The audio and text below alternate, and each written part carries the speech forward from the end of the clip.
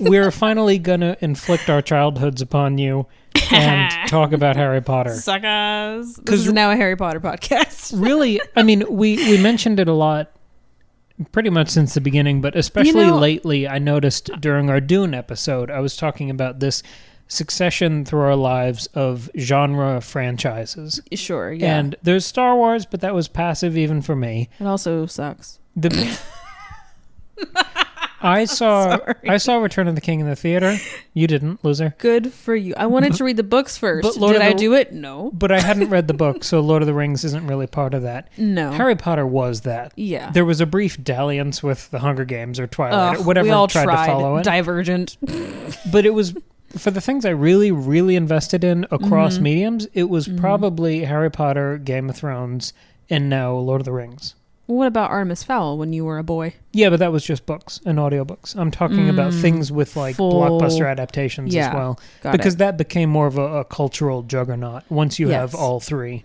And Harry Potter is the genesis of that. Sure. The first movie came out, 2001? Yes. Something like that? Yeah. 2001. So I was 7, and we finished the book the day the movie came out. So these have been a part of my life forever. Yeah. And shaped my my passion for literature, which turned into philosophy and grad school and art and different mediums and experimentation. Yeah. And now coming back to making things for print, for audio, drawing. Like, you can tie all of that back to reading Harry Potter, listening to the audiobooks, and Jim Dale. I mean, that's the reason I do audiobooks. He is like unbelievable performances, doing hundreds of voices and having such warmth, such passion and tension in what could be easily dismissed as a children's story by idiots on the internet. Yeah. Like, there's so much in this world. Oh, yeah. It's the same reason, I think, actually, that's why I balked so much at people calling The Hobbit a children's book. I think I had a little whiplash because I was used to that being used as a way to dismiss Harry Potter. I see. Yeah, even though that's like, you can use The Hobbit and Harry Potter as like antidotes to that argument of no, children's literature is wonderful. It can be accessible and relevant to adults as well. And so much of the conversation we have about Lord of the Rings ends up being about adaptation, and I would say it's about 60-40 that we talk about the Peter Jackson movies. Oh yeah, all the time. The Harry Potter movies were a monstrous event every single time. The release day, I mean, sitting with Brother Samron outside the IMAX for 12 hours to see the last Deathly Hallows movie. Yes, exactly. Those were all huge parts of my life, and parsing the little differences that were translated from book to screen, but knowing that they were all lovingly made. I mean, even our Dune episode, which you should go listen to, it's great. Oh, yeah. We talked about kind of faithless adaptations. And there's this weird impulse now to like make something your own and fix the art when you translate it across. All these like asinine impulses. Yeah, whereas like the Harry Potter movies tried so hard to be faithful and loyal to the books. Yes, and like, they made changes, but it was always in the spirit of the books. Yeah, I trusted them. Like, I remember when it came out that the Order of the Phoenix movie, because that was the longest book, still is, I think. Wait, what? Sorry? Order of the Phoenix is the longest book. What do you mean still is? Like, they changed? I think it was before Deathly Hallows had come out. I don't know if that jumped past it. It's the longest, yeah. But I remember it came out that movie was going to be the shortest movie. And I was a little worried, but I also trusted the people making it. That the changes they were going to make were going to be changes of translation. Yeah. They weren't going to be, we don't approve of something in the art. Yeah, it wasn't, it's not good enough to be included in the movie. Like, that's not so how we're it going to presume to fix or change it. There was like a faith and trust in that crew that worked on this thing for, I don't know, 15 years from start to finish? Yeah, something like that. I think it was 10 years, but yeah. But like that marriage of books and movies and this crew working to translate and bring this thing to life, it was really unparalleled. Yeah. I mean, even some of the changes in Game of Thrones I didn't like, or it seemed like they were made out of fear. Like there were unsavory little twists or additions made in that. Yeah. And it's weird that we grew up in that golden age that we're now seeing kind of sour and turn into something that's an argument every time it happens. I feel like we're in a special position because no other generation has grown up with a series or story like this, like that has achieved that level of success, that level of like cultural relevance, and like to have experienced it as a child and then gone into it as a young adult. Like no other generation has had something like that. Even Star Wars wasn't the same, right? You know, so I feel really lucky to have experienced that. No other generation ever has or ever will have a midnight book release. No, because I know. Now you have digital. Yeah, and it's the same thing as games. I know, and movies too. Like now you will partly because of the shooting in Colorado, but also like you have reserved seats at movies now, so you don't have to stand in line for 12 hours because you bought your ticket months ago and your seat is reserved. And like that's great and convenient and awesome, but it's not the same. Like standing in line for 12 hours, like wearing your Harry Potter outfit and like trying to get the best seat, and then like and seeing it at midnight, like it wasn't this. It's not the same now. It's never going to be like that again. When you trust the team behind something who's adapting it, you can have a truly transcendent experience. And I had plenty of those going to see those movies. Like I remember I did a study abroad thing at Oxford that was a Shakespeare program. No, it's not. It's just part of the story. I'm just mad at you for doing that program and I didn't do it. So I'll forever be mean to you about it. We saw a bunch of shows and then the lessons were talking about them and arguing different points and discussing the plays. Yeah. And for a couple of them, I only read the first 4 acts. Yeah. So then I went into the performance not knowing the ending. Oh, did you do that on purpose or was that? Oh, cool. Because I wanted to be carried by the performances and the interpretation to see what happened. Cool. And when you read a book that's 1,000 pages or however long the longest Harry Potter was. I think Order of the Phoenix was 850. Okay. When you read a book I know that, but I know that. When you read a book that's 800 pages long and then you go see a 2-hour movie of it, there's almost that big of a gulf where you don't know how it's going to be reshaped and changed, but it is a euphoric process, like watching it be shaped and watching that editorial process and seeing how much weight and efficiency the performances can carry. Say you have 3 scenes with Professor Lupin before he turns into a werewolf, but how many pages worth of characterization can be accomplished in a gesture of an actor's face. Right, exactly. Like you start to appreciate the advantages of different mediums. And how old are we now, passionate about 12 different mediums and celebrating them? Like you can trace everything we know how to do, basically, back to this franchise that got us into reading. It got our whole generation into reading. Oh, yeah. It's hard to overstate, but it was really fun these past couple of days kind of putting together notes, looking back on it, realizing what a gigantic influence this series has had on my life. Yeah, no, absolutely. I feel like if I stop talking, you're going to just keep talking. So are we introducing this? We haven't really introduced this. I'm just riffing. I was like, is he getting to a point of introducing it? I don't want to interrupt it. I mean, I introduced it kind of loosely on purpose of saying we're talking about Harry Potter, but the thesis here is we are talking about aging with Harry Potter. Yeah. It's not just, we're not reviewing the books, we're not doing any of that. No. There are plenty of good... I think the best book is... I mean, honestly, the first podcast I ever heard was Mugglecast, well, so we're doing this from that too. I was going to talk about that. Literally, the reason we have this podcast is because of Mugglecast. Because of my little iPod Nano that I had to plug into the computer and download each episode every week. It's so cute. No, and like I wasn't into podcasts as a kid, but I was deep into MuggleNet, like their website, and I dug all around in that. But like the reason that we're doing this is because we have the example of a group of nerds going through a series they love and just like talking about it and like going through chapter by chapter and just like breaking it down and having fun. It's how and others have done that since then. Like we're not the first followers, but that's why we wanted to do this. But it's how I got comfortable doing close readings, formulating opinions about art, and speaking publicly about them. Yeah. Just listening to that and being sort of a fly on the wall, but loving that sort of conversation. Yeah, this is... it's kind of overwhelming, but what we're talking about today is sort of that wider lens of aging with this fandom, with this series. Yeah. There's no good way to no good spot to jump in, so we're just gonna kind of jump in, I suppose. But no, we love this series, and we talk about it in almost every single Tolkien episode that we do, just because it ends up coming up. It's a point of reference. And he's clearly an influence on J.K. Rowling. Like, that's obvious. And we make fun sometimes of it all the time. Too much. A bit too much, Joanne. But yeah, so, well, I don't know what you have planned with your notes. I've sort of framed mine around 3 big questions that we can kind of talk about together. But if things need to bounce around, they can bounce around. I only have a couple ideas. I knew this one was mostly going to be led by you. I'm thrilled. I'm amped. So Maggie has more notes for reference. Maggie has more notes for this one than she's ever had for Tolkien. I don't think that's true. I don't type out my Tolkien notes, but I typed these out, so it's hard to compare. 3 pages, single-spaced.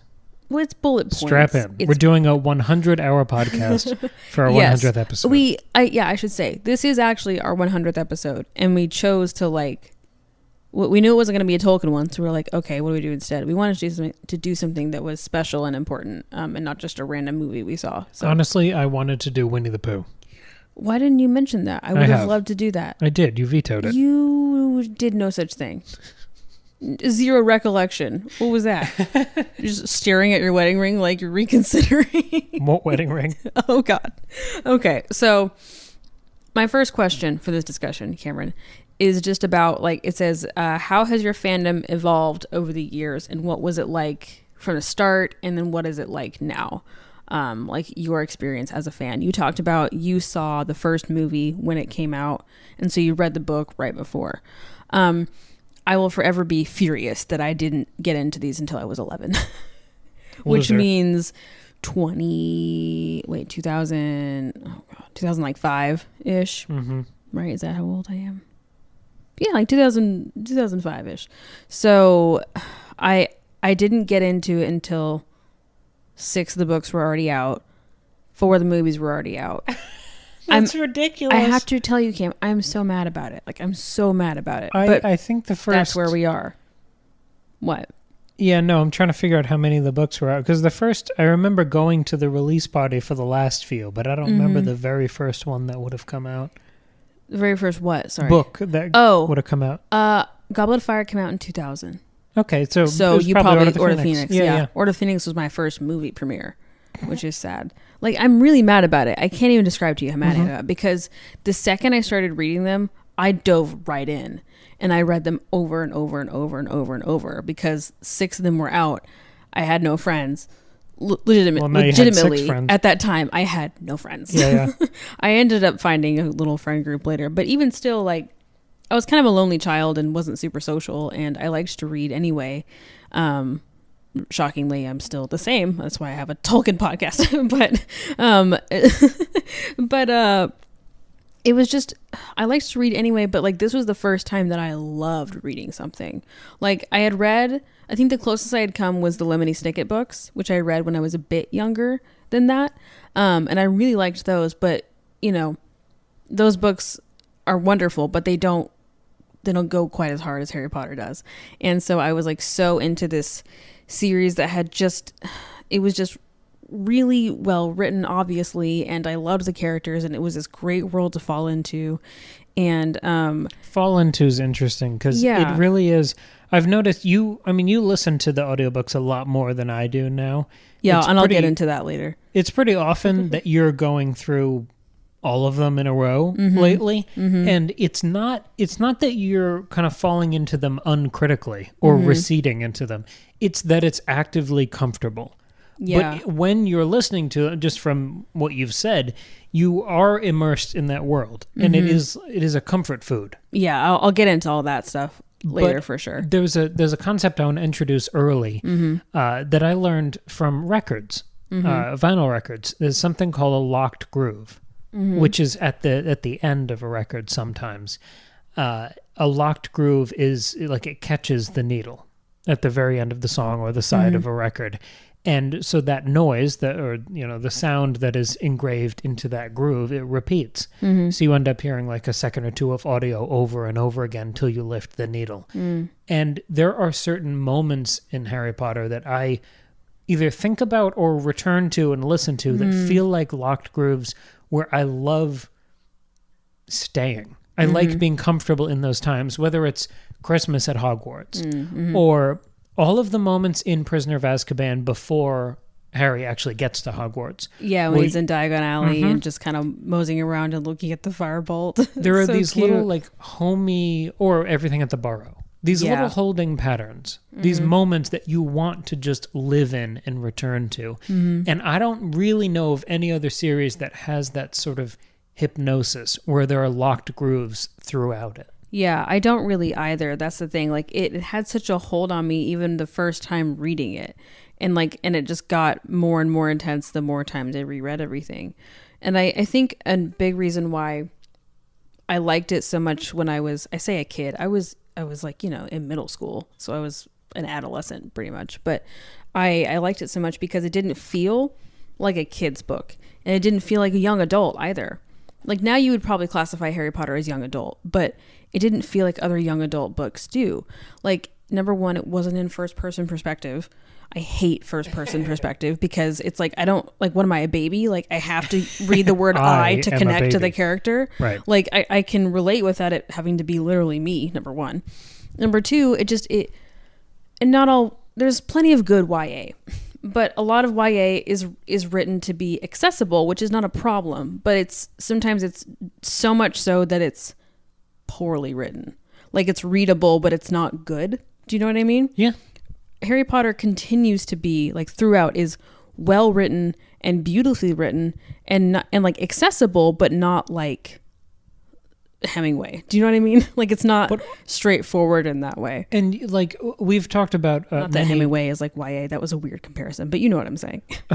We've talked about many times the George R. R. Martin quote talking about how he writes female characters or like really young women. Right. And he's always said, I just write them as people. And when you reach for that sort of universal humanity, anyone can identify with it. Like, I mean, you're identifying with a 12-year-old boy that's being written by a 30-year-old, or however old she was, woman. Right. Like, it's the humanity part that pulls people in. It's not the demographic breakdown of the character in question. Right. And there are so many characters throughout this series that I have such a strong attachment to, and it's that underlying humanity that I think... Exactly. I mean, we talked about, again, in our Dune episode, people taking the wrong lessons from things. I think there can be a diversity in cast in a story, but the thing that an audience connects to is the humanity underneath. Exactly. And so many characters in this story are so human and they're complicated. Like for a children's story, these characters are really complex and everybody's tackling really big ideas. One of my favorite things about this story is that it is simultaneously a hero's journey, good versus evil, chosen one, like standard fantasy story. But at the same time, it complicates all of that by making it confusing about how legitimate is the prophecy, is Harry the chosen one, and also not having just one bad guy and just one good guy. Like, yeah, Voldemort is the main villain and Dumbledore and Harry are like our heroes, but there's also the Ministry, which is corrupt and evil in its own way before Voldemort takes over. And you have people like Umbridge who don't want, to kill Muggleborns, but they're still really bad and evil in their own ways. And the Dursleys, who aren't even connected to any of this and are so evil in a really human, recognizable way. And you have Dumbledore, who's like this great mentor, but also literally like sets up Harry to die and like manipulates a child for 7 years. Like it's really complicated, and that's really impressive to have in a children's story. And like for me as a kid to get all of that. Yeah. And I was a dumb kid. I was dumb till about 6 months ago. So I'm just saying, episode 22 for those listening at home. So it was it's very impressive, and I loved that it made me feel like I was reading stuff for adults. And like I didn't feel like I was reading a little kid's book. I felt like I was tackling grown-up topics. You weren't being condescended to. No, not at all. We talked about this in our last Tolkien episode, which was a good one. Go listen to that from Friday. We talked about Samwise Gamgee and the heroism of pushing through a hopeless situation. And that facing overwhelming odds and certain failure makes the heroism stronger. And it makes the audience way more invested in it when there are genuine threats and villains and hardship in every single direction. Yeah. And like you just described, this is a young orphan with a horrific family life. Yeah. Who can be isolated at school, who's constantly almost being murdered. Yeah, seriously. There are real threats in every direction for all 7 books. It's like every time he turns around, he steps on a rake. And that genuine bleakness, like every time they would go out to do the press tour for a new movie, and they'd say, this one's actually darker than the other ones. Like, like they keep getting darker. But it was true. But yes. I mean, if you look at it, it started pretty dark. Oh yeah. Like we also grew up around the time of Series of Unfortunate Events. And I remember my parents buying that first book and worrying that it was too dark. Right. Because there's the fire and the family and the orphans and creepy Count Olaf trying to marry a 14-year-old. But there's a lot of really rough stuff in Harry Potter too. Yes, and it's handled so well. Like I think I said this on the show a few months ago. I was at the time listening to Goblet of Fire, and the way that Harry's like PTSD is handled with all the stuff with Cedric, like, and the way that he is treated by Dumbledore and Sirius, like immediately after in dealing with that, and like Dumbledore's insisting on, no, you have to talk about this now. You can't just bottle up. You have to get it out and like talk about it with somebody and like have a support system. And then Harry having nightmares about it in the next book, over the summer. Like she handles, like all of that is handled really well. And it feels very realistic. And the same stuff with grief and with loss. Like I have written in my notes for later, but we'll just talk about it now. Yeah. we're just gonna pop around. As a kid reading this stuff, I hadn't experienced any kind of real loss or grief. But I read this and I understood what was being said, on a basic surface level. And then later in my adult life, having been adjacent to severe loss and grief, I understand it in a completely different way. And I see how true it is and just how accurately it's represented and how impressive that is that it was conveyed to me that well when I was a child. And we've talked about before, we don't like any rules being put on art. I think that's always a bad idea. Yeah. And that is especially applied to books aimed at younger audiences, that they have some sort of responsibility or social obligation. Right. I also think that is quicksand and a horrible idea. Sure. But Harry Potter did introduce those ideas and difficulties to our generation. Yes. And give us an empathy for that. Right, exactly. But it was all still in service of the story that was being told. It never felt like someone talking at the camera lecturing us about when it's older and you grow hair in weird and wonderful places. It wasn't that, ever. Exactly. Like it tackles big things like grief and loss and trauma, like I was saying, but also, things like systematic oppression and like racism and prejudice and not trusting hatred. The legal system and the government, governmental corruption and revolution. Like it tackles all of those things. The house elves. Yeah, exactly. Like literally, but it's not preaching at you. Like it has a clear, like, this is correct, this is not, but it's not, that's not the point of the story. It's about Harry.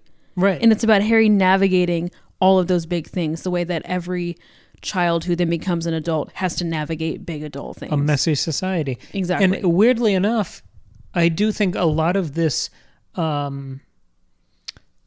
appetite's the wrong word, but maybe interest in social justice and societal ills was kickstarted by this series. 100%.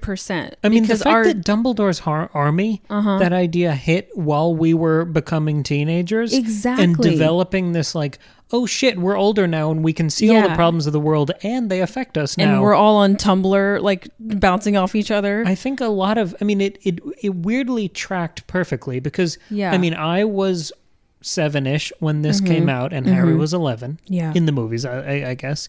And then we grew up together. And the concerns, the interests were completely different as it grew up. It was just happened to perfectly track with us. And we are the only generation in human history who's ever going to have that. I mean, this is now one of the biggest franchises in the history of the world. I know. We were right there. We were in the first seat of the roller coaster. It's really weird looking back on it. But like you said about being older and seeing things differently, there are moments that hit me like a sledgehammer now that I never paid attention to when I was younger. I know. Like, I always thought Mrs. Weasley was just really nice and affable and like a good vignette of a really attentive, caring mom. Yeah. I mean, she is that too. Yeah. But now when you see her, I mean, from the first second you meet her, the kindness to Harry is the ultimate mama bear being protective and loving to an orphan. I know. And it's crushing. I know. And then in later books, when Harry's getting older and he starts to like appreciate Mrs. Weasley for what she is, I don't think I quite like clicked with that when I was younger. And then reading it now, I'm like, oh, wow. Like here's the thing. As we talked about like representation and identifying with characters, like obviously when I was young, I identified most with Hermione because she was a girl. She was really smart. She was like, she followed all the rules. She was good at school. And I was like, yeah, that tracks with me. I identify. And that's where I clicked. I liked Harry as a main character and I wasn't like mad that we were following him. And I liked him and connected with him in some ways. Now as an adult, I connect so much more with Harry and I like love and appreciate him for how good a character he is in ways that I didn't before. Yes, because he was almost too obvious. He was doing main character things at the time.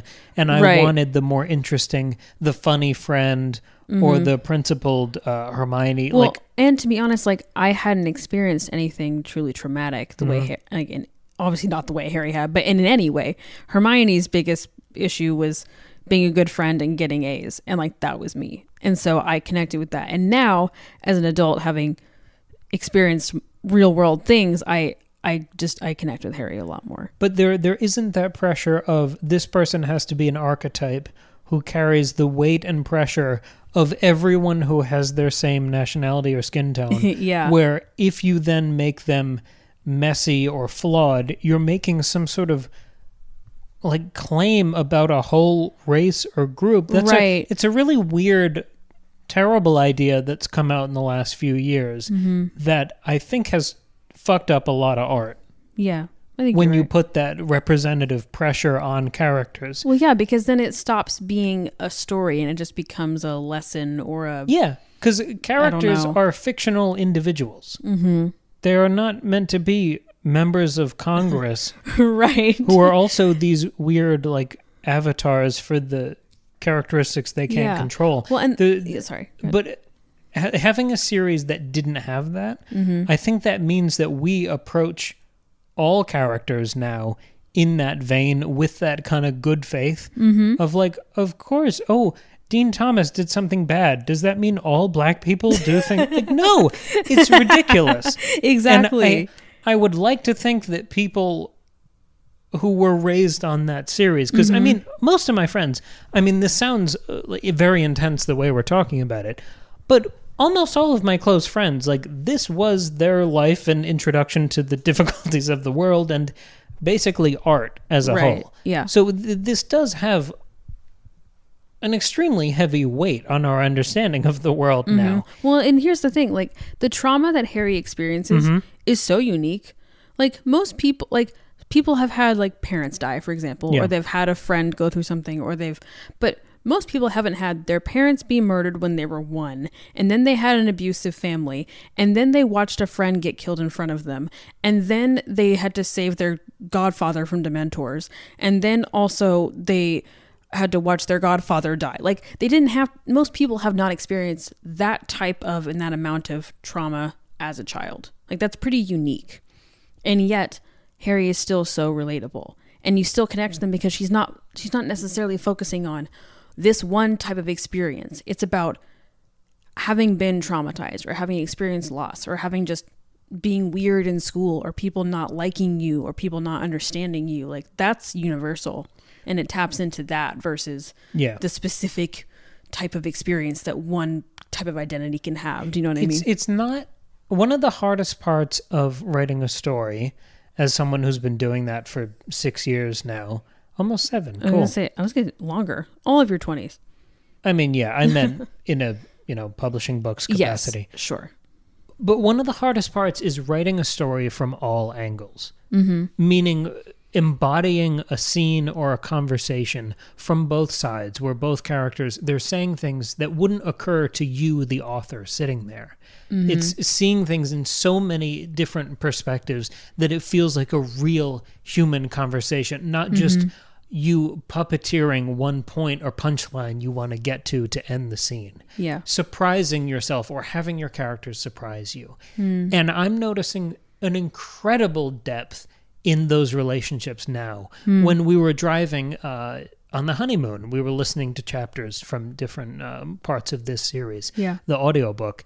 And I remember when I was young realizing, like, oh, there's an interesting sort of parade of father figures that come in and out of Harry's life through the rest of these books. And I thought that was fascinating. It still is. Yeah. But what I see as I get older is those conversations from those father figures' perspective. And I see the weight and the tension and the insecurity in their words and their body language and the way they hold themselves, the way they try to make up for James not being there or Dumbledore being distant or Hagrid not really, trying to fill in the gaps, but the discomfort in that position. I'd never seen that in them when I was younger. Well, and even like turning 21 and realizing Harry's parents were this old when they had a child and were killed. Like, I always pictured Lily and James being 40 years old. I knew they weren't, because once I got deep into the fandom, I knew the exact year everybody was born and died and all that. So like, I knew Lily and James were 21. And to me, I was like, that's pretty young to have kids, but like, that's an adult. Yeah. And then I turned 21 and I was like, oh my God. Like, can you imagine? I mean, this is all, but like, imagine being in the order, in this like revolutionary, like, resistance group, literally like in the witness protection program, trying to protect your child. Catch on with our generation. But do you know what I'm saying? Yeah, like, I know. Like, that's wild. Yeah. And yeah, you're totally right. Like, because I was going to talk about how, like, growing up, I just read the books. I wasn't into audiobooks as a kid. I've talked about this before. You basically introduced me to, hey, audiobooks are great. And now they're just much more popular. So as an adult, when I reread, I'm listening to them. Which is so wonderful. Some of us had portable CD players. Well, I did too. I just didn't have these on CD. I had mine in a little fanny pack. Where was I going? Fanny pack? No, back. Audiobook. Back. Literally, what were we talking about? Oh my God. I was talking about the father figures. Father figures. Oh yeah. So listen. Sorry. Whew. So listening now. It's all good. You're exactly right. Like, especially in like Deathly Hallows, when Lupin has when Tonks has their child. Yeah. And he's like running away from that and trying to deal with that. Cause like when I first read that, I was 13 when Deathly Hallows came out. Right. So my like conception of parenthood and familial responsibility was pretty small. Right. And listening to that, I was like, or reading that, I was like, why is Lupin doing that? Like, that's dumb. I was with Harry. I was like, what a dumb idiot. And like now listening to that, like I still, obviously like Lupin was making the wrong decision running from his family, but like I understood that. Yeah. Like if I don't have any sort of affliction that's akin to werewolfism, but like, lucky for me, but wanting to run from something like that level of responsibility, feeling all that guilt, like that's a real thing. And I completely understand why he wanted to do that. Right. Yeah, it's really wild the way that I have rethought the characters over time as I've gotten older, as my life experience has changed. Do you remember when people were all stupidly mad at the Joker movie before it even came out? We talked about it on that one 11Z's episode we did. Oh, the angry ranted. One? So we talked about that. Go back and listen. That's from like probably I think people a year ago-ish. Anyway, I think people get worried when you portray a character who goes through something traumatic and then lashes out at the world and becomes a force of destruction, right? Yeah. When it just poisons them and then that's all they know and all they do. Right. I mean, Marvel did this with the Punisher. It's sort of the same concept where he's like a traumatized veteran who kills people in this like vigilante fashion, Yeah. while knowing that he's like condemned and awful for doing this. It's a trope that's sort of everywhere, Mm-hmm. but it bothers people. Yeah. Or certain types of people, I guess, not everyone, who think that that's a dangerous idea to put out there because some people might emulate it. Or just it like justifies the behavior that they're exhibiting. Because that is one way people handle things. Or maybe handle's the wrong word, but that's one way people respond to trauma. Is just this sort of destructive nihilism. Mm-hmm.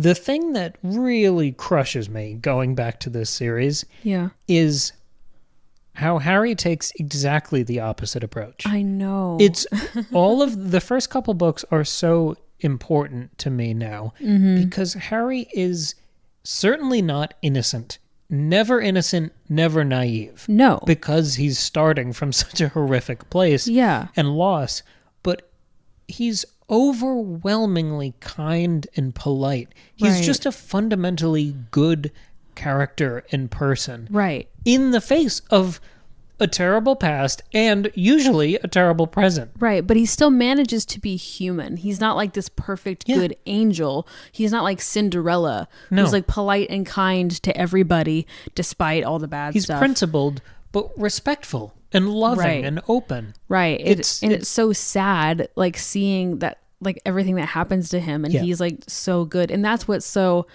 like, that's really, that all comes to a head. And I'm listening to Half-Blood Prince right now. Okay. Like the other day, it was the chapter where Harry and Dumbledore are in Dumbledore's office, and Dumbledore, like, they have that like breakthrough moment about the prophecy and how special Harry is and how good he is and how like Voldemort. Wow. My affogato just came back. He who must not be flammed. Ooh. They're talking about like Harry and how in Voldemort, in choosing Harry, like created his worst enemy, and like Harry is so good and like loves so much, and Voldemort could not have predicted that. And Harry has that realization about like the prophecy doesn't mean I have to do it, but I do have to do it because he killed my parents, because of the prophecy. And it's like a great moment. Right. That's just it. I don't think I quite grasped that when I was younger, and reading that now, I'm like, yeah, he's a remarkable person. But what's great is that J.K. Rowling has, like, this series has these other characters that don't do what Harry did, so that Harry stands out, like Voldemort, like Tom Riddle goes through a very similar childhood as Harry. I mean, it's worse, but a lot of similarities, and that's pointed to a lot. And he chooses the dark side, and Harry does not. Which means that the world itself isn't this flawless, idealized, kind of nerfed environment where everyone makes the safe and responsible decision. It's not like this idealized magical world. Like it's a human world with magic. It means you have foils and echoes and characters who did screw up, and you get to see the like brutal ramifications of that. It really is a like living, breathing world, and it's the plotting is impeccable. Oh, it's so good, unbelievably planned. It's perfect. I mean, introducing things in Chamber of Secrets that pop up in Half-Blood Prince, like wild, and it's a lot absolutely more wild. Ruthless than Lord of the Rings, because there are legitimate tangents. I enjoy them. Sometimes we make fun of them. But like, I'm so glad he did them, and I enjoy following him off on these weird little cliffs. Right. But to like a merciless degree, everything in Harry Potter comes back and is relevant. It's rigidly planned. Exactly. Hang on, I gotta see. But we were talking about young Harry and how good he is as a character. We have a nice little shower speaker, and sometimes you listen to Harry Potter when you're showering. Yes. I can't be alone with my own thoughts, so I have to listen to that instead. So I'm doing great. You were listening to Sorcerer's Stone, and I was in the other room, and I could kind of hear it on the speaker.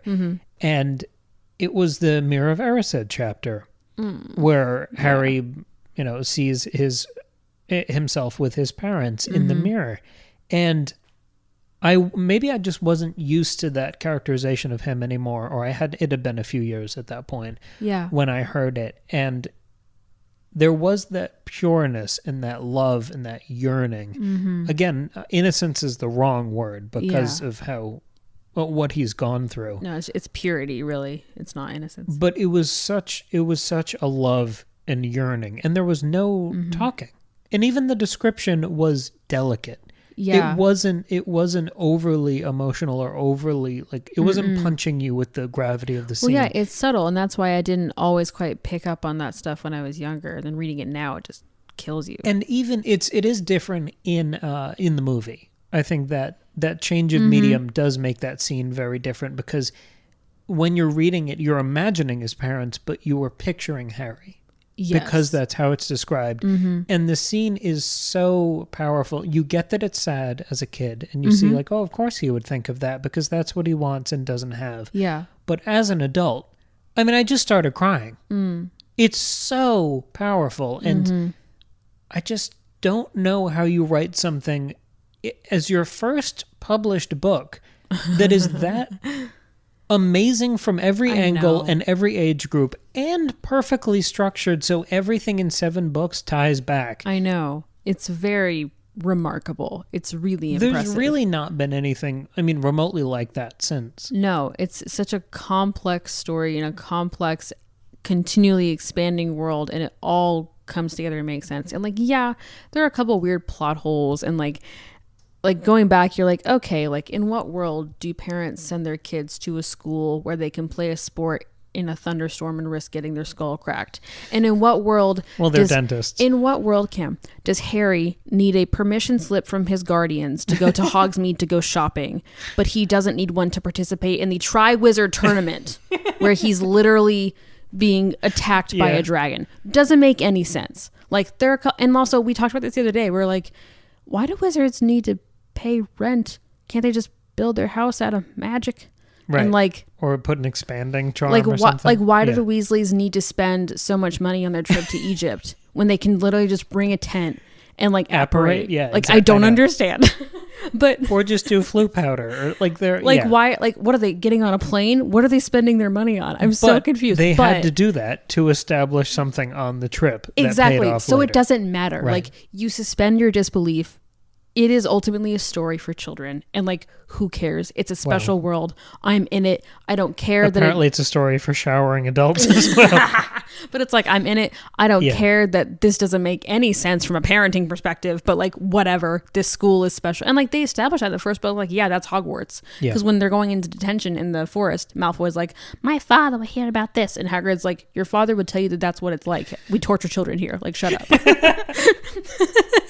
Yeah. But like, and so you suspend your disbelief, and who cares? Like, there's a great podcast called, I think it's called Potterless. Okay. It's a like, guy in his 20s who's never read or touched Harry Potter, and he's reading for the first time and talks about project. it. It's really fun, but he, as an adult coming at this like from a like first time perspective, is like, this doesn't make sense. And he like hates Quidditch because he's like big into sports, and he's like, the sport makes no sense. But me, not knowing anything about the sports, I don't care, and I love Quidditch, so it's fine. Like, it's apparently, a fun thing to think about, regardless of real life sports. Exactly. That's the thing. Exactly. Which is also, once again, the point of fiction. Exactly. So it's like, it doesn't matter. It's fine. Yeah. I like that you talked about, like how our perception of Harry has changed over time. I would love to talk about Snape. Yeah. No, I'm pretty much good on my notes. So great. This is Maggie's party now. I'm still on page... Well, I'm kind of on page 2. All right. Well, you got 7 minutes to do whatever you want. All right.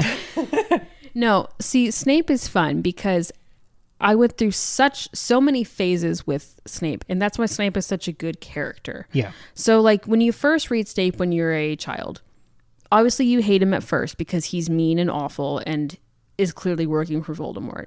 And then you start to realize, like, then you read Deathly Hallows, and you're like, oh, he was on the right side all along. And so when I was, 13, I sympathized with Snape, and I borderline romanticized his like undying love for Lily. And it was like, oh, it's so sad and tragic, and like Phantom of the Opera, which you look back on the now, you're like, that's fucking terrifying. Why would this creepy old man in the basement love this 16-year-old girl? Well, it was a mask. It wasn't his real face. Oh, thank you, Cam. But so like when I'm 13, I like romanticize Snape, and I'm like, he was the hero. He was courageous. He was good all along. And then I got to college, and the social justice warrior in me went real hard. And I was like, Snape was awful, and he tortured children and abused them, and like basically was the worst. And now as an adult with nuance in my brain, I'm like, okay, Snape was a bad person. Like, yeah, he literally bullied children and Right. was a Death Eater and was like, you know, a creep to Lily. But you understand, like, he's a product of his circumstances, just like Voldemort was. Like, it doesn't excuse his behavior. He could have chosen the right path, but you understand why he is the way he is. He's a complex, difficult character. Who was ultimately on the right side, but made a lot of poor choices for his whole life. He's tragic and jaded and messy and filled with regret and problems and flaws. Yeah. Which makes him an entree for a kid to dig into. Exactly. It makes you a critical reader. Exactly. Throwing that sort of gray at you, it forces you to have an opinion that isn't obvious. It means you have to look for evidence and formulate an argument. And then it ends up with another kid who has no friends who likes to read in a Shakespeare program at Oxford. Well, but exactly. like, again, there are a lot of messy characters in Shakespeare. Like the one who, like, 20 of his sons have died. In the first scene you see of him, where he's the title character of the play, he murders another one of his sons and says, "Oh, shucks, oops." And then we go from there to bake more kids into a pie. Yeah. Like, it's fun. We like that humanity. We like problems. Yes. Well, and what a great way to tackle the concepts around, like, how Voldemort gets his following. It's not just the horrible murderers that he attracts. Right. It's the people like Snape who are jaded and, like, frustrated with vulnerable. Exactly. And, like, feel like they've been forgotten and no one cares about them. Who does this remind us of? Oh man, I wonder if any of these concepts have been relevant lately. No, really. Right? I mean, talking about this, it's crazy how much of it, I mean, this wasn't even in my notes. Like, how much of this has influenced our view of politics, the institutions that govern society, being skeptical, being rebellious, trying to overthrow things. Like, yes. I really think this is sort of the, like, missing link with the politics of our generation. Yeah. And even, like, and I love, again, this has changed as I've grown up. Like, honestly, Deathly Hallows was not my favorite when I was younger. No. I mean, it's not my number one favorite now, but there are a lot of things I didn't like because the Dumbledore stuff is complex. Oh, yeah. And I didn't quite get there. And again, I was dumb. Right. But now, all the Dumbledore Grindelwald stuff is fascinating. Oh, yeah. Like, Dumbledore doing that, such a 180, and you seeing, like, how he gets to this place of, yes, I would love to dominate all of the Muggles. And you're like, oh, like, that's huge. And I just didn't quite grasp that. And I was like, wait, what? Why would Dumbledore, what? I just didn't understand it. And now I look at that and I'm like, wow, that is so what happens in real life, is people get so wrapped up in their own whatever, their own strengths, their own power, their own desires, their own hatred. And they, you know, want these things that look like solutions but are actually terrible. And in like an authoritarian fashion. I mean, we're in such an age of polarization politically, where people are now suggesting, like, the answer to the biggest problem in the world, that is the other side of two, is to dominate them. Right, exactly. And so for this to show all of that nuance and to explore and reveal and expose all of the problems of that in a children's book I mean, is amazing. There's a lesson on fascism in everything that happens with the Ministry Magic and Voldemort's second uprising. Yeah. Absolutely. Exactly. Yeah, like, just it's a really good story. I know. And it's so well done. I was just going to talk also just about the audiobooks. Yeah, sure. I still can't read audiobooks. I'm too dumb for them. Well, no one reads audiobooks. That's really good, Cam. No, I still don't. If you think Maggie came off worse in that exchange, email us at secondbreakfastpod@gmail.com or reach out on Instagram at secondbreakfastpod. I run the Instagram, so if you think that Cam's joke was... No, if you think Cam's joke was dumb, DM us on Instagram. Sure, and I'll never see it. Exactly, he's never going to see it. I make the graphics, that is it. Yeah, Cam does make beautiful graphics. If anything, if you want to follow us just to look at some really nice works of art, that's the reason to do it. What was he saying? Oh, the audiobooks. I can't listen to audiobooks because I get distracted. I either Like, because I can't just sit there and listen because I go nuts. I got to do something. But if I do too much, I stop listening and don't realize until it's been 10 minutes and I don't know what's going on. But I can listen to the Harry Potter audiobooks because I've read the books 4 million times, and if I zone out, who cares? Like, I know it all so well. So it's the perfect amount of familiar while still being engaging. Like, it's not boring. And I reread them 1 million times in middle school. And then in high school, all the books were out. I was still seeing the movies. So like when a new movie came out, I would reread the book, that kind of thing. But I didn't read them nearly as often. Also, I had more friends in high school and I was more busy, And then in college, I had like no time, I thought. How naive I was. I thought I had no time. So I didn't read them. But then in grad school, when I was like drowning and I was exhausted and so sad and so stressed all the time. Yeah. I tried listening to the audiobooks and it was life-changing. Like literally, like it was such a comfort food, made me happy. Like I would just listen because I didn't have time to sit down and read anything for fun. Like I truly didn't then. And so I would just like listen while I was in the shower or while I was driving or like getting ready to like leave for the day or like getting ready for bed. And it was so like comforting and like warm. Yeah. And it was a great, like not only was it like cozy and warm in that way, but it was also like in the big emotional parts, it was a great like therapeutic, cathartic, emotional outlet for me. And that's what it is now. So like I went a while without listening to them. Then the pandemic happened and then we were planning our wedding and I was so stressed then. So but like, they've just been so comforting for me. How amazing to have found a work of art that can reach you and help you at 100 distinct phases of your life. Yeah. Yeah. I mean, how many people that you know and I know, their most prized possessions are their original copies of the Harry Potter books. Literally, I had lost mine, somewhere in my parents' house. Like I was missing like half of them because they had lived on my sister's bookshelf and then that got moved. And my mom was like, I didn't get rid of them, but like, I don't know where they are. And like, so they were missing for years. And I was genuinely so sad. And then when she found them a few months ago, I was like so thrilled. There is so much in anyone's life, even people who haven't gone through Harry levels of awful, that is wildly out of your control and awful. And I think the pandemic was good for some people, in that it made them look at their priorities and see what they cared about and maybe spend more time at home or with their families. Yeah. And I think there is more of an appreciation for things like cooking and spending time with your family or cooking with it. Like those basic things that you really do appreciate and then think about on your deathbed. Like the basic stuff that matters. And art is right there on that list. Yes. And the art that has helped you through your life and can continue to reach you and help you. I am very glad we talked about this. Yeah. And I'm so appreciative that I happened to come into the universe at the exact moment where I could grow up alongside this thing that has helped me solidly through my entire life. Yeah, no, exactly. Me too. Like, again, I regret not getting into it a tiny bit earlier, but that's like my own fault. It's not like I was right age. It's not your but it's not its fault.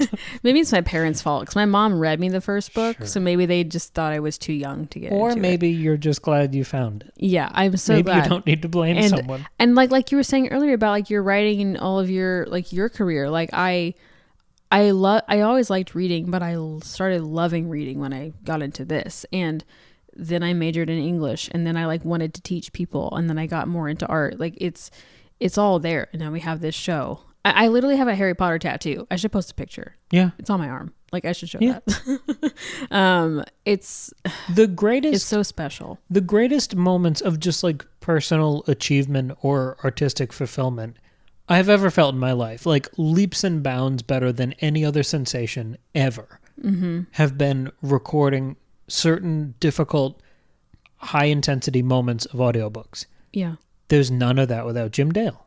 Yeah, yeah. I do also regret that I didn't have Jim Dale growing up. I didn't get into it, like I said, until probably grad school. So yeah, it's just... But yeah, this is our appreciation episode. If you grew up with Harry Potter, and you haven't read them in a bit, whatever, but like I don't have time to read because whatever, or you're reading Tolkien along with us, and you don't want to be reading two things at once. Download the Libby app, log into your library account, and download, borrow a Harry Potter audiobook and listen to it. Yeah. It's wonderful. It's a wonderful time. Yeah, if you have any stories about growing up with Harry Potter or whatever series meant to you, what this thing clearly meant to us, I already threw out the email. It's right there in the description. Tell us your story. We do mailbag episodes sometimes, and we'd love to. I mean, this is an art appreciation and analysis show. Yeah. So we actually have some listener mail that we need to catch up on in our next Tolkien episode. So please, reach out. Yeah. This is all about sharing the love and the passion. Yes. How has your relationship with the series changed over time? What does your fandom look like now versus then? Or if Lord of the Rings did this for you, what did it mean to you when you were young? And what does it mean to you now? Yeah, because I bet people who are like 10 years older than us, like the Lord of the Rings movies came out when they were like in high school and stuff. Yeah. Like I want to hear about that because that's not my experience at all. So tell us about that. Cool. Absolutely. You have anything else? No, just thanks everybody for being here for 100 episodes. Yeah. That's wild and exciting. Glad we're here. 12,000 more. Oh no.